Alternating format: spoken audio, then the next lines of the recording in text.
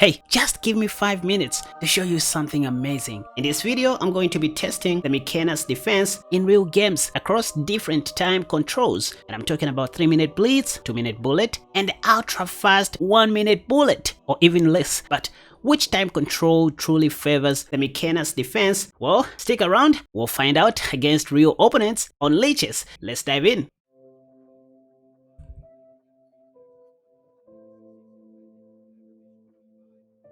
Hey, let's go pawn to e6. I want to play this move, yep. Knight c6. You know what?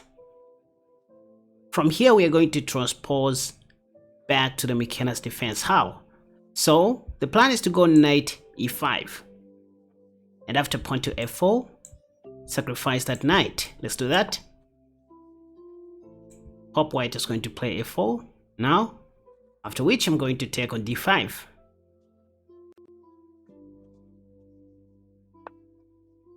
Pop! Oh! That was just a knight sacrifice. Now from here, this has been proven to be a draw.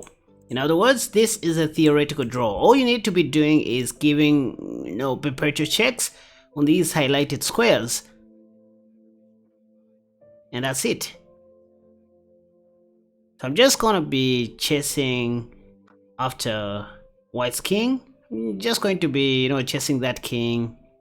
So you go queen h6 check. Once again, remember to always move your queen on these highlighted squares. So now I can play this move. Check. Note that the white king can't leave the madame alone, else I'm going to take that for free. Just as I predicted. This is the Magnus defense at its best. And I won this game in 8 moves.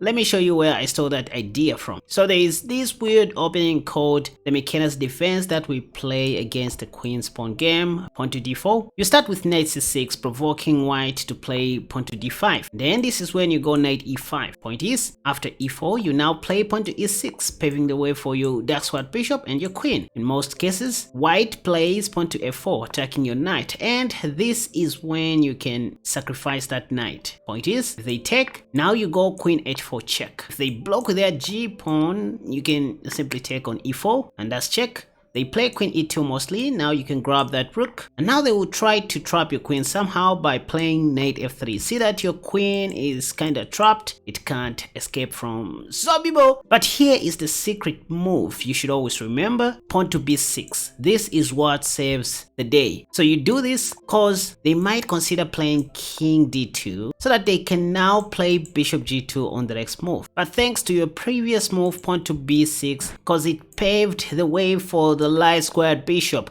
and this is the move that saves your game. You are simply attacking the queen. There's nothing much white can do. If they take, point is now you rescue your queen like that. Bingo! Now the way I started this was with the French. Pawn to e6 is called the French defense, and after pawn to d4, my intention was to play knight c6, not pawn to d5, the main move. Knight c6, kind of a confusing move, and the point is to try and transpose the game back to the Magnus after this sequence of moves. So you can see this is the same stuff. Pap.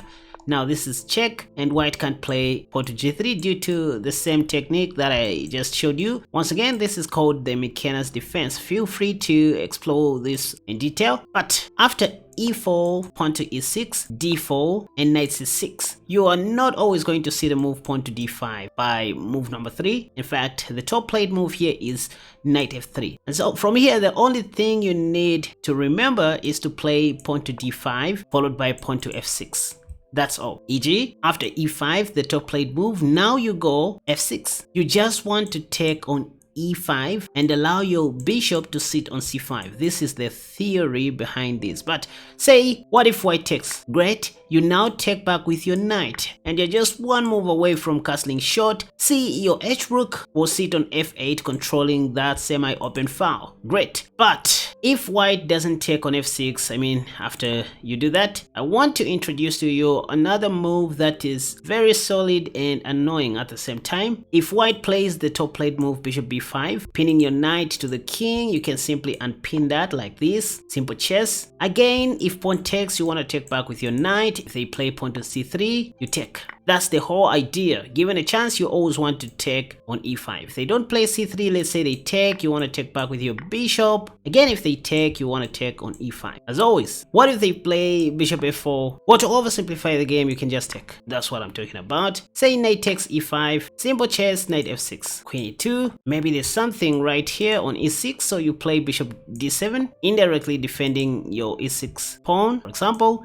pap, pap. In this line of the French, you only need to get rid of your e6 pawn as soon as possible. It's the only weakness you have. If I were you, I would play bishop d6, castle short, bring one of the rooks on e8, and then find a way to get rid of my e6 pawn weakness. Anyway, let me try one more game with this French line and see how things are going to go. This time, a bullet match. And hey, don't just watch. That's not encouraging at all. To keep this channel alive, you can simply share this video, hit the like button, and subscribe if you haven't already. And if you have nothing to say, just type "Thank you, Kaspa" in the comment section down below. Lastly, if you want to go through my study PGNs, such as the one I'm using in this study, you can visit my Patreon page. The link is in the comment section down below.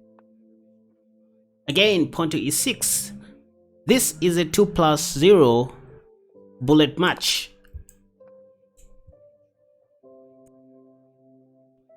So 2 minutes bullet. Here you can see my opponent played knight c3. I was expecting them to play something like knight f3, after which I was going to play d5. I can still go d5. Point is, pawn takes, I take back like that. And they always play pawn to e5, by the way. Now, f6. The idea is just to take. That's all.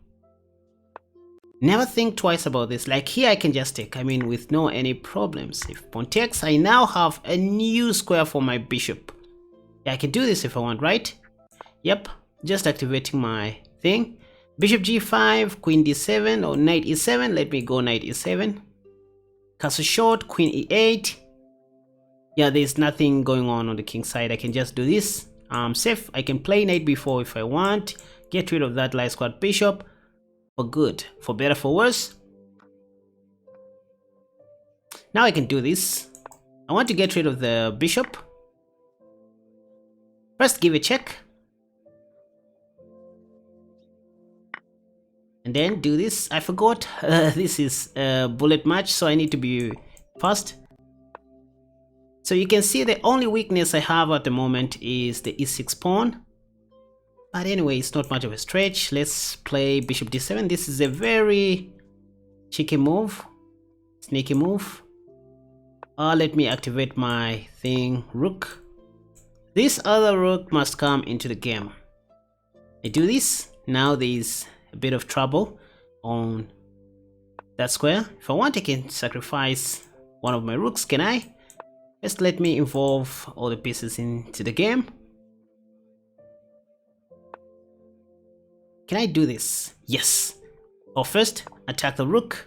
I know this pawn to g4, but there's something I'm up to. Take, take, check. Oh, let me do that. Let me do that. I want again. Damn it. So pawn to g4, queen takes, pawn takes, give a check. The king moves, rook takes, checkmate. I feel like Hikaru. Okay. We didn't see that happening on the board. Maybe my opponent saw one or two things as well. So I'm going to show you after this game what I was planning to do if white played pawn to g4. So now let me attack the knight. I don't know what my opponent is doing at this point. Let's do this. Provoking some more weaknesses. Let's attack the queen. Why am I slow? I need to be fast now. So let me do this. I have so many pawns to chop. I want I can do this now, right? Let's do this. Put. Oh no. Okay. Oh, wait a second. What am I doing with my life?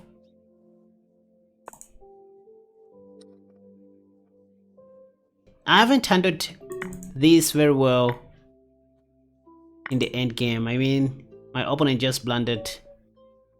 Bad manners. Okay, I did not handle that very well in the end game, but I guess you saw the idea. Let me just review one or two things here before I end the video. After white played rook a2, I played queen f7. The idea was to go queen h5, quite obvious. After bishop c4 and rook b2, I played queen h5. Actually pawn to g4. I was wrong. If white played pawn to g4, I was going to die, but I understand this was very difficult to see from a human point of view. See, my idea was to take on h3. This was so wrong. Point is, after pawn takes, I wanted to play something like check. I mean, obviously the king wasn't going to go to f1. So my idea was to lift my rook and then I don't know. Okay, white had knight h2. That was going to be a very strong defense. But let's face it, guys, this was a bullet match. Both my opponent and I did not have enough time to see all these things, which is why they ended up making a wrong move as well. So I blundered and then they even blundered more. That's why I scored bullet. But all in all, I guess you guys were entertained. And maybe to end this in style, let me play a bullet match featuring the French Mechanus, as I'm calling it for now. Still watching without subscribing? Come on. The more you subscribe, the more you encourage me to do more and review more stuff. Anyway.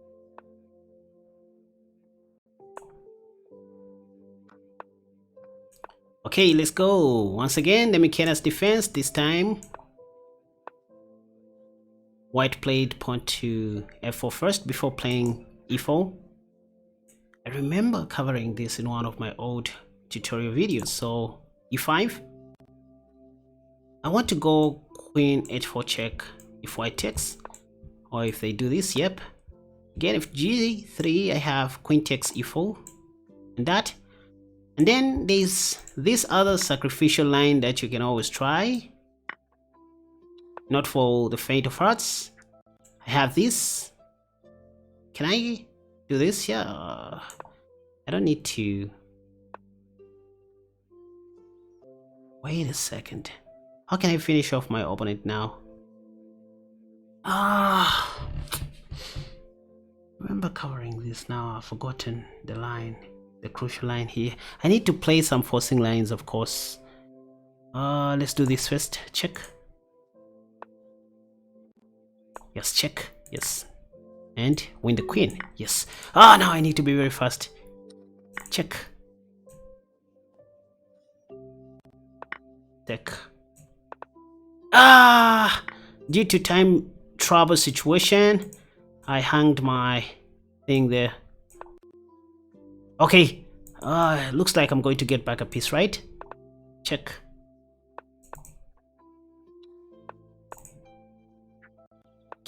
Check.